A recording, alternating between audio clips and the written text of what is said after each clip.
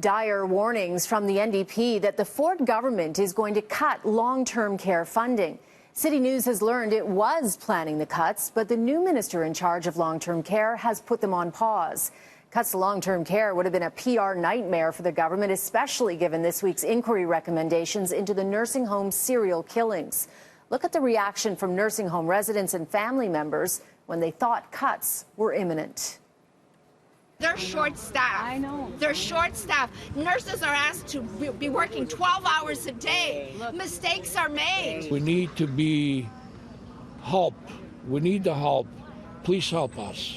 The planned cuts were outlined in these emails the NDP obtained from the Ministry of Health and Long-Term Care, dated May 30th, 3 weeks before Doug Ford's massive cabinet shuffle to reset his struggling government. The emails confirmed two funding streams would end, a wage transition fund and a structural compliance fund. The NDP claims cutting them would chop $34 million from nursing homes across the province. These cuts are reckless and dangerous. From potential falls to bed sores to the quality of nutrition and hygiene. Asking long-term care homes to do more with less is inviting misery for residents.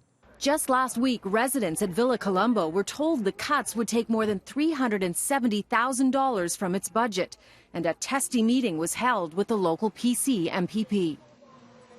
Now, this is where the story takes a twist. Those cuts were supposed to be implemented yesterday. Now they're on hold. A government source tells CityNews the cuts were in the much-maligned provincial budget, the one that cut legal aid and public health, the one that had Doug Ford backtracking on retroactive cuts to cities.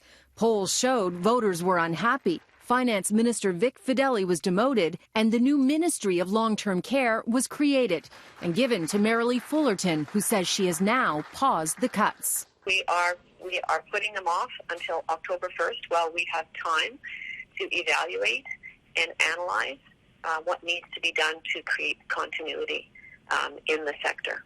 Minister Fullerton insists the government has put $72 million more into long-term care this year and is not going to take any money out. We will spend the next year acting on what we've heard here today.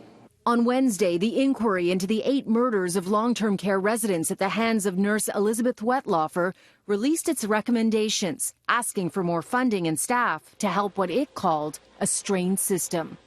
Families with loved ones in nursing homes know that strain all too well. I come here so often and I will find my mother without socks or without an undershirt on, and it's because the PSWs are run off their feet. When the inquiry recommendations were made, Minister Fullerton said the government would be putting more money into long-term care, but said it's too soon to say how much more.